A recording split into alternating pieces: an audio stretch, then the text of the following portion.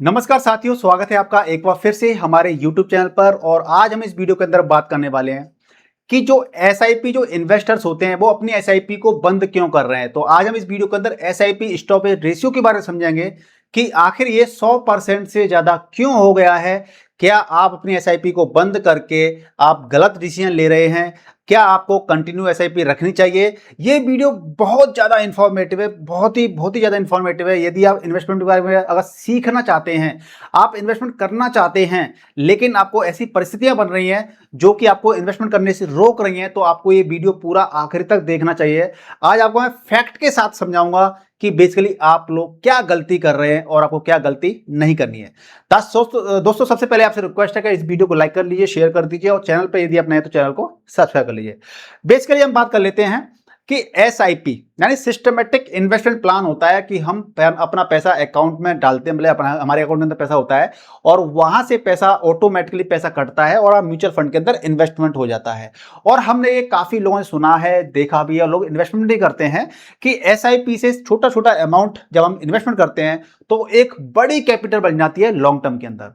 लेकिन होता क्या है कि एसआईपी स्टॉपेज रेशियो इतना ज्यादा हो गया है, 100% से भी ज्यादा हो गया है। इसका मतलब यह है कि उस पर्टिकुलर महीने के अंदर जितने लोग अपनी एसआईपी ओपन कर रहे हैं नए लोग, उससे ज्यादा उस महीने एसआईपी को बंद किया गया है। आखिर ऐसा क्यों हुआ है और कब कब ऐसा हुआ है, मैं आज आपको इस वीडियो के अंदर बताऊंगा। तो वो तो ये तो डाटा है, ये डेटा है।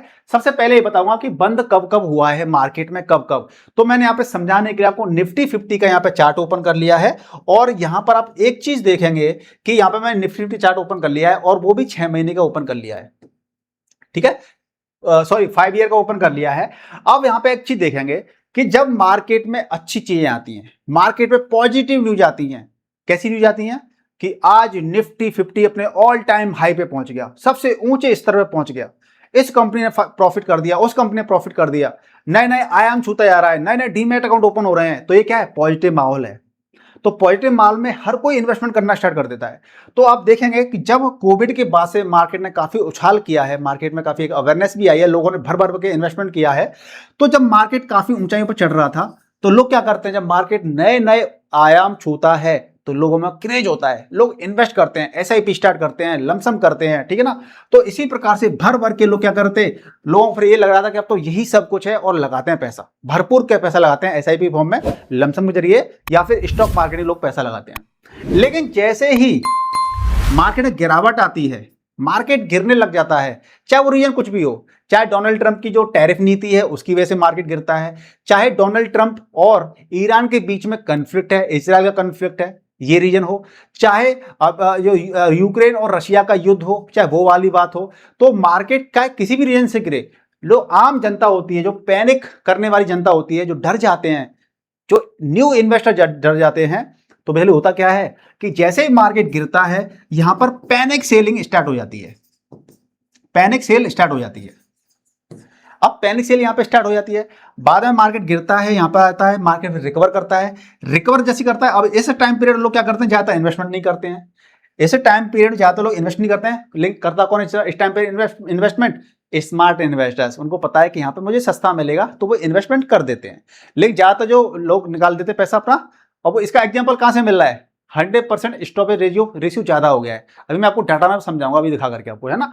मार्केट रिकवर करता है, फिर लोग इन्वेस्टमेंट करना स्टार्ट करते हैं, फिर एक गिरावट आती है, फिर लोग इन्वेस्टमेंट करना स्टार्ट करते हैं, फिर मार्केट गिरता है युद्ध की वजह से और लोग क्या करते हैं, फिर से यहाँ पे पैनिक करते हैं, पैनिक सेल कर देते हैं। अब ये पैनिक सेल करने वाले, जो पैनिक सेल करते हैं ना, ये लोग तो पैसा कमा नहीं पाते हैं। दूसरे लोग कौन पैसा कमाते हैं? जो स्मार्ट इन्वेस्टर्स होते हैं। अब ये पैनिक सेलिंग यहां पे क्यों हो रही है ज्यादा? क्योंकि यहां पर भी 96% का डेटा पहले गया था, 96% स्टॉपेज रेशियो गया था, यहां पर 100% से भी ज्यादा स्टॉपेज रेशियो गया है। मैं आपको यहां पर दिखाता हूं डेटा के साथ में।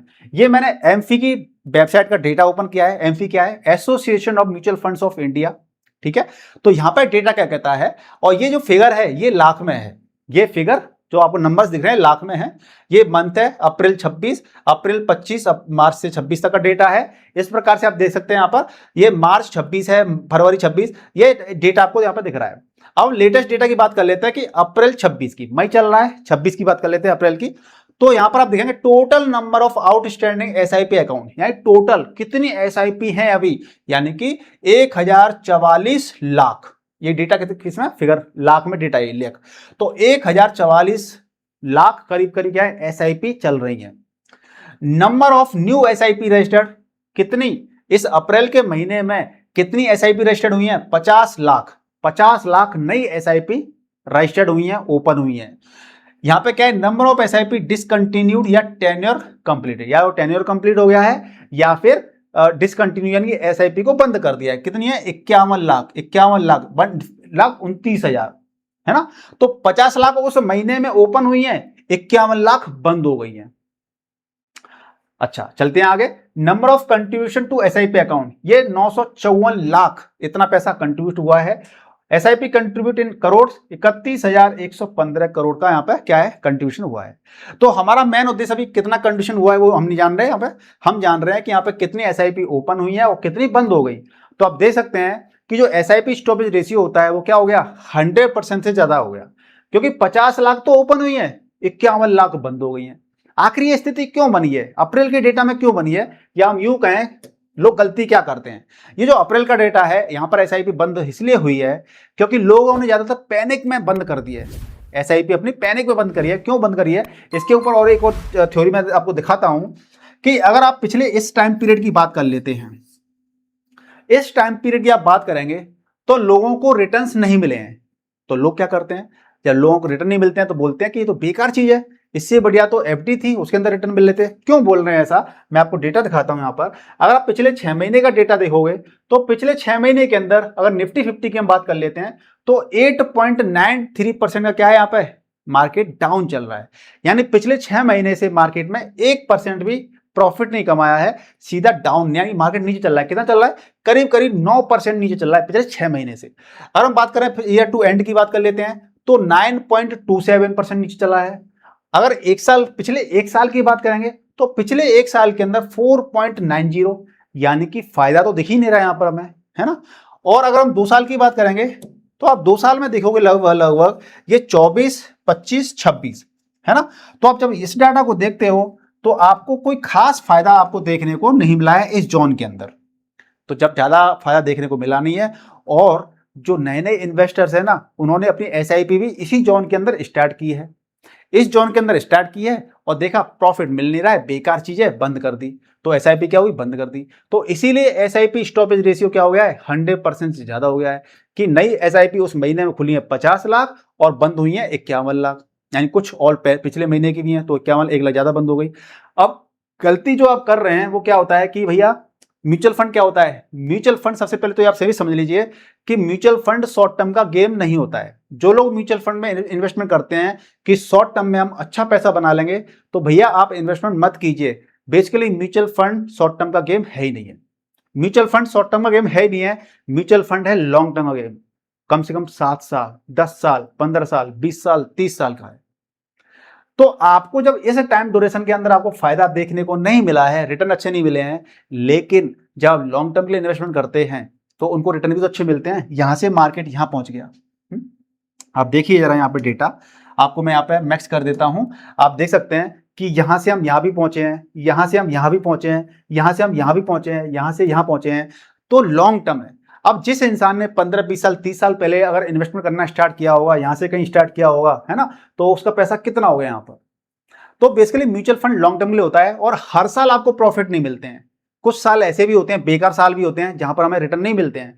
लेकिन जब हम एवरेज करके देखते हैं तो किसी महीने मान लीजिए क्या होता है कि किसी साल हमने पैसा लगाया, मान लीजिए मैंने इन्वेस्टमेंट कर दिया, एसआईपी कर दिया, लमसम कर दिया, तो किसी साल हमें 9% की नेगेटिव रिटर्न भी मिलते हैं मान लीजिए, किसी साल हमें 7% के नेगेटिव रिटर्न मिलते हैं, किसी साल हमें 0% का रिटर्न मिलता है, लेकिन किसी साल हमें फिर 10% का रिटर्न मिलता है, किसी साल हमें 20% का रिटर्न मिलता है, किसी साल हमें 30% का मिलता है, 35% में मिलता है, 40% भी मिलता है ना।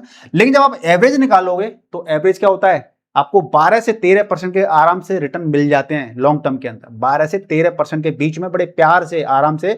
और ये पिछला 20-30 साल का डेटा बताता है कि अगर आप म्यूचुअल फंड में इन्वेस्टमेंट करते हैं तो आपको 12 से 13% के बीच में रिटर्न मिल जाते हैं, मिले हैं पास्ट में। तो आपको अगर 2 साल से रिटर्न नहीं मिल रहा था यहां पर, तो लोग क्या कर रहे हैं, पैनिक सेलिंग कर रहे हैं, यानी एसआईपी ओपन नहीं की तब तक बंद कर दी। तो ये आपको ब्लंडर मिस्टेक नहीं करनी है। आपको बेसिकली क्या करना है, आप अपनी स्ट्रेटेजी बनाइए कि हमारे पास वो पैसा हमें इन्वेस्टमेंट करना है जिस पैसे की कम से कम 7 साल तक आवश्यकता ना हो, हमें वो पैसा मार्केट में लगाना है। और फिर भूल जाना एक तरह से कि हमने पैसा लगाया भी है या फिर नहीं लगाया। हालांकि हमें अपने जहां जहां पैसा लगाया म्यूचुअल फंड के अंदर, हमें साल के अंदर 2 बार रिव्यू तो करना है कि म्यूचुअल फंड अच्छा चल रहा है या फिर नहीं चल रहा है, कोई दिक्कत तो नहीं है, रिव्यू हमें करना है। लेकिन इस प्रकार से सोच के लगाइए पैसा कि हमने पैसा लगा दिया है तो हमने ये पैसा कम से कम 7 साल के लिए लगाया है और खुद का पैसा लगाया है। ऐसा नहीं कि हमने किसी पैसा उधार लेकर लगा दिया और मार्केट नीचे गिर गया तो हमें मजबूरी में वो पैसा निकालना पड़ रहा है, क्योंकि हमें किसी को पैसा देना भी तो है, चुकाना है ना, अगर आपने उधार ले रखा है तो खुद का पैसा लगाइए, लॉन्ग टर्म तक लगाइए, तो मेरा यकीन मानिए कि आपको बेनिफिट्स काफी अच्छे मिल सकते हैं म्यूचुअल फंड से। इसके अलावा और क्या क्या मिस्टेक हो सकते हैं, क्या क्या तरीके हो सकते हैं जिसकी वजह से हमारा जो स्टॉपेज रेशियो बढ़ता है, आप हमें कमेंट करके जो बताइएगा। वीडियो को लाइक कीजिए, शेयर कीजिए। अगला वीडियो आप किस टॉपिक पर चाहते हैं वो भी आप मुझे कमेंट करके अपनी थॉट पे शेयर कर सकते हैं। मिलते हैं नेक्स्ट वीडियो में, तब तक के लिए गुड बाय, टेक केयर, जय हिंद।